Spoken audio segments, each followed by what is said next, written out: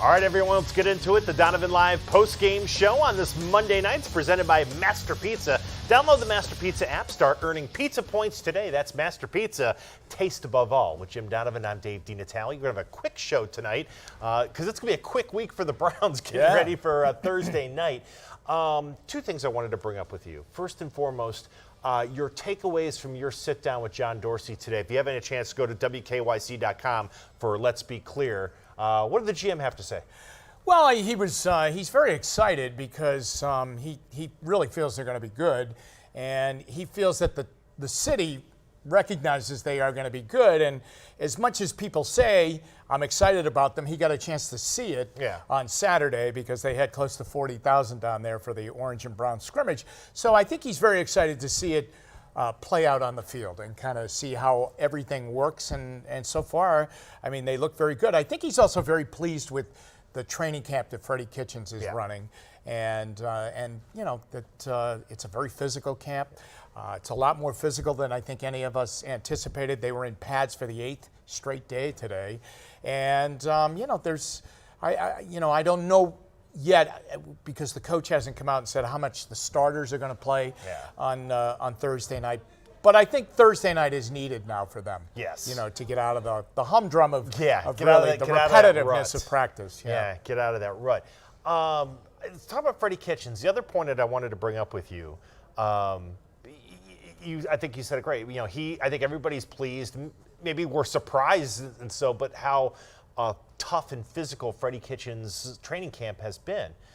I thought today he also did something else. I mean, and again, I know it's only it's a press conference and it's one soundbite or whatever, but I mean, he laid down, I think, pretty convincingly to me that, look, you know, if you want to ask about a coach or, you know, something you hear, that's fine. But I'll give you a straight answer. Let's talk about Bob Wiley, the former offensive line coach. But, you know, him saying, hey, look, if I find out that anybody on my staff is leaking information, you know, they're out of here. Right. And I thought that was pretty. That's not something you hear from a first-year coach very often, to be that forthright. Yeah.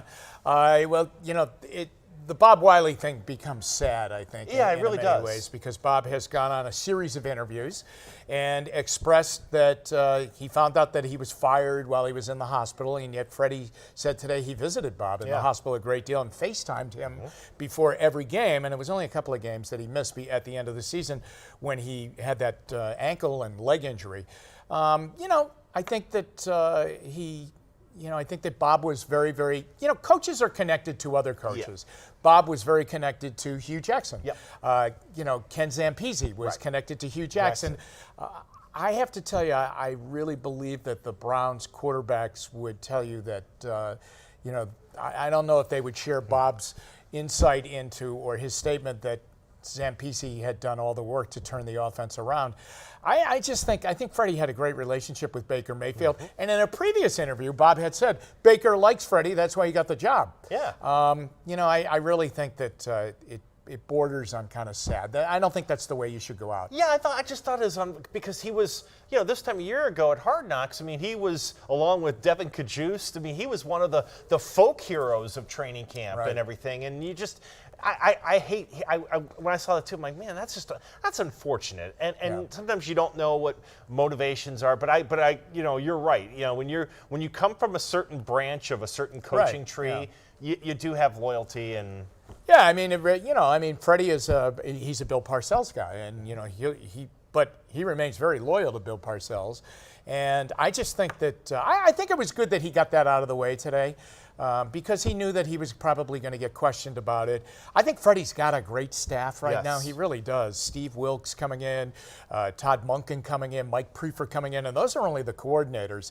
And the people that work with those coordinators on those units with the defense and special teams and over on the offensive side, James Campen, who took Bob Wiley's spot as the offensive line coach, really highly regarded guy that's doing some really good things. So I think Freddie, you know, I don't think Freddie even has to say that to his staff, but it's out there. And I think that, you know, it's a good staff. I compliment John Dorsey and Freddie for putting that staff together, because a lot of times when you have a first-time head coach, the most difficult thing for that coach to do is not to win. It's to get good coaches to come with him. Right. Right, and that was something. I mean, when when they went out and went through the due diligence and interviewed everybody and brought the staff, I think the fact that they worked quickly, they targeted, they got Freddie, and it wasn't a long, drawn-out process, made that a lot easier. Yeah. The other good hire that Freddie made was when he became the offensive coordinator, he brought Ryan Lindley in to be the running backs coach, and then the future was that Ryan would become the quarterback coach, which in effect he is right now. He is the quarterback coach, and Lindley is really doing great stuff with Baker Mayfield. Mayfield has, and we touch on this in the John Dorsey interview, they have put a great support system around Baker Mayfield. The head coach, the offensive coordinator who came here because Baker was here, Ryan Lindley is quarterback coach, Drew Stanton as a backup quarterback with a lot of experience. Pseudo coach, I mean, they really have a great support system around him. He's a young quarterback. I mean, they keep saying he's older than his age, but he still is a young guy, and he's got a great support system here. And the last thing I thought of today was the play of the day.